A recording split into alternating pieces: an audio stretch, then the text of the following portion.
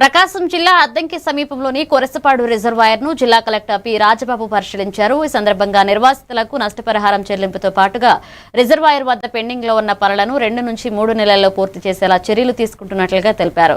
గుండ్లకమ్మ నది నుంచి ఎత్తిపోతల ద్వారా నీటిని రిజర్వాయర్కు తరలించే పనులు పూర్తయ్యాయని, మిగిలిన నిర్మాణ పనులను త్వరలో పూర్తి చేస్తామని చెప్పారు. మొదటి విడతలో ప్రభుత్వం 35 కోట్లు కేటాయించిందని, పనులు పూర్తయ్యాక సుమారు 10,000 ఎకరాల ఆయకట్టుకు నీరు అందుతుందని పేర్కొన్నారు. దీనికి సంబంధించి ఆల్మోస్ట్ లాస్ట్ 10-15 ఇయర్స్ నుంచి కూడా ఇది ప్రాసెస్లో ఉంది.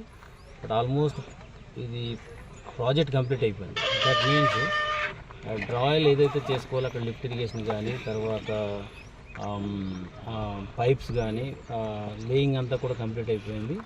ఓన్లీ థింగ్ ఏంటంటే ఒక చిన్న స్ట్రిప్ ఆఫ్ కన్స్ట్రక్షన్ ఒకటి ఉంది. దాంతోపాటు ఇక్కడ కాంపెన్సేషన్ కూడా కొంత ఉంది. సో దాన్ని మనం ఇటీవల కాలంలో మనకు లాస్ట్ వీక్లో సీఎం గారి దగ్గర ఒక మీటింగ్ జరిగినప్పుడు ఈ ఇష్యూ కూడా వారి దగ్గర రేజ్ చేయడం జరిగింది.